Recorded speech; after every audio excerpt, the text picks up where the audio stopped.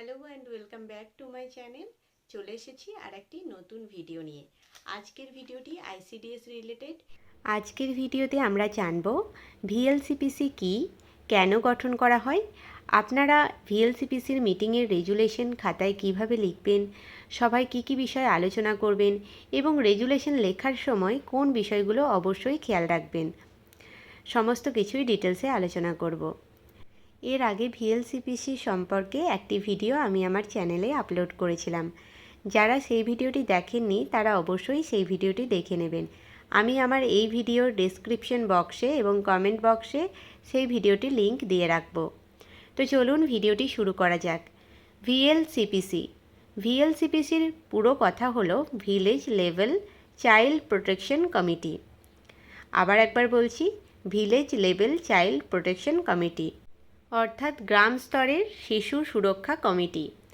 এর উদ্দেশ্য কী? এই ভিলেজ লেভেল চাইল্ড প্রোটেকশন কমিটির উদ্দেশ্যই হলো গ্রামের শিশুদের নিরাপত্তা, সুরক্ষা, অধিকার এবং কল্যাণের বিষয়ে সচেতনতা তৈরি করা এবং শিশু সুরক্ষা সংক্রান্ত সমস্যাগুলো চিহ্নিত করে প্রয়োজনীয় ক্ষেত্রে যথাযথ কর্তৃপক্ষের কাছে বিষয়টি পৌঁছে দেওয়া। আপনারা আপনাদের রেজুলেশন খাতার একদম বাঁ দিকের উপরের দিকে লিখবেন তারিখ, তার নিচে দেবেন স্থান, তার নিচে জেলা, তার নিচে ব্লক, তার নিচে গ্রাম বা সংসদ, তার নিচে গ্রাম পঞ্চায়েত।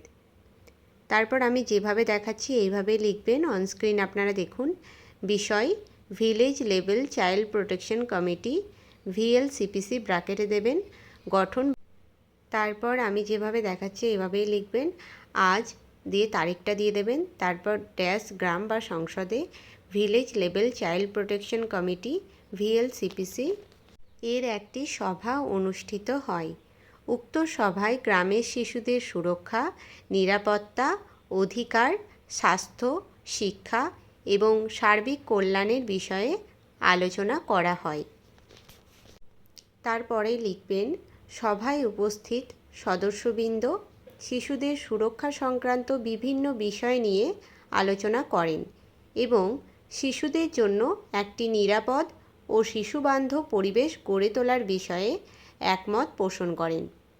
সভায় সিদ্ধান্ত গৃহীত হয় যে গ্রামের শিশুদের ক্ষেত্রে কোনো ধরনের শিশু সুরক্ষা সংক্রান্ত সমস্যা, ঝুঁকি বা উদ্বেগের বিষয় নজরে এলে তা যথাযথভাবে চিহ্নিত করে প্রয়োজনীয় ক্ষেত্রে সংশ্লিষ্ট কর্তৃপক্ষ বা উপযুক্ত শিশু সুরক্ষা ব্যবস্থার কাছে রেফার করা হবে।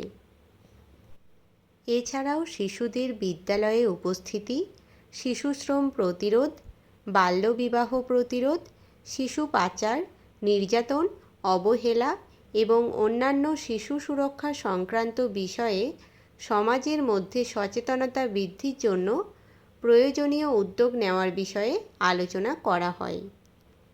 এবার একটু স্পেস দিয়ে অর্থাৎ ফাঁকা দিয়ে নিচের দিকে লিখবেন, সভায় উপস্থিত সদস্যদের সম্মতিক্রমে উপরোক্ত বিষয়গুলি গ্রহণ করা হলো এবং প্রয়োজনীয় কার্যক্রম গ্রহণের সিদ্ধান্ত নেওয়া হলো।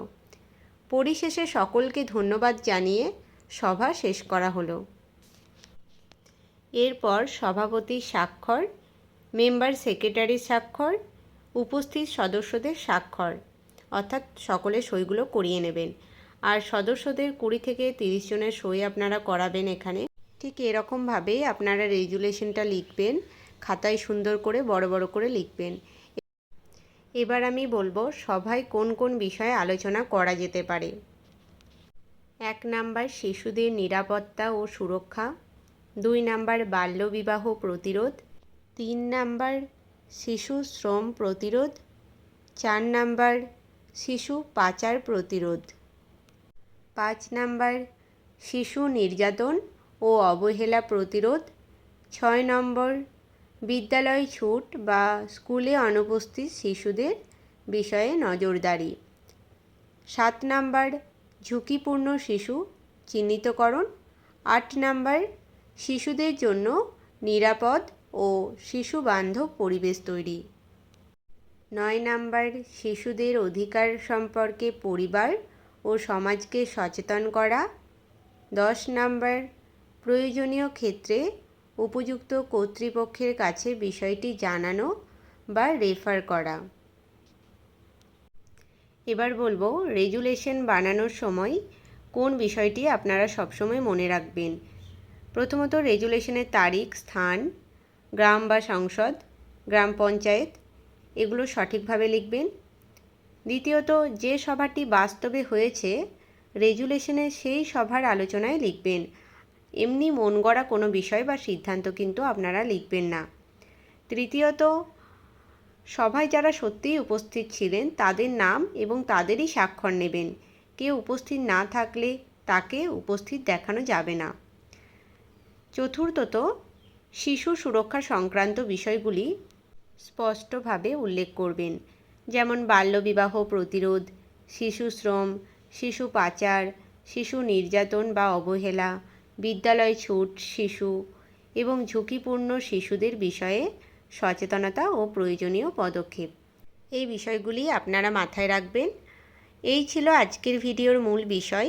ভিডিওটি কেমন লাগলো অবশ্যই কমেন্টে জানাবেন। ভালো লাগলে একটি লাইক করে দেবেন এবং বন্ধুদের মধ্যে শেয়ার করে দেবেন। এই ভিডিওটি শুধুমাত্র তথ্য ও শিক্ষামূলক উদ্দেশ্যেই তৈরি। আপনারা যাতে উপকৃত হন তার জন্য আমি একটি নমুনা আপনাদের দেখিয়েছি। এই ব্যাপারে যদি কোনো নির্দেশিকা আসে বা আপনাদের প্রজেক্ট ভেদে যদি কোনো নির্দেশিকা দেওয়া হয় সেক্ষেত্রে আপনারা সেটাই মেনে চলবেন। আমি যে নমুনাটা আপনাদের দেখালাম আপনারা এটাও লিখতে পারেন। সেক্ষেত্রে অবশ্যই একবার আপনাদের সুপারভাইজারের সাথে আলোচনা করে নেবেন এই ফরম্যাটটাতে লেখা যাবে কি না। অফিস থেকে যে রেজুলেশনগুলো বানাতে বলা হয় সেই রেজুলেশন শুধুমাত্র খাতায় লেখার জন্য নয়, প্রত্যেকটা রেজুলেশনেরই একটি মূল উদ্দেশ্য থাকে। যেমন ভিএলসিপিসির রেজুলেশনের একটি মূল উদ্দেশ্যই হচ্ছে গ্রামের শিশুদের সুরক্ষা এবং কল্যাণের জন্য প্রয়োজনীয় ব্যবস্থা গ্রহণে সহযোগিতা করা। তাই বাস্তবে যে আলোচনা হয়েছে বা সিদ্ধান্ত নেওয়া হয়েছে সেটি সঠিকভাবে আপনারা রেজুলেশনে লিখবেন। আর কোনো বিষয়ের উপর যদি আপনাদের ভিডিও লাগে বা রেজুলেশন বানানোর কোনো ভিডিও লাগে অবশ্যই আমাকে কমেন্ট করবেন। আমি সেই সম্পর্কে ভিডিও নিয়ে আসার চেষ্টা করব।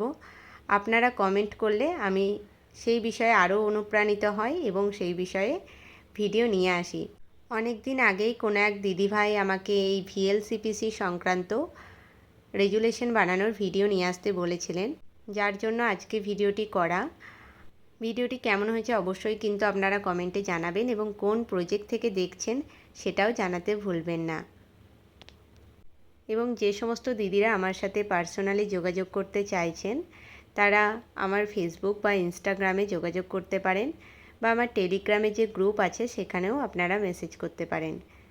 এই ভিডিওর কমেন্ট বক্সে আমি টেলিগ্রাম গ্রুপের লিংক দিয়ে দেব, আপনারা সেই লিংক থেকে জয়েন হয়ে যেতে পারেন।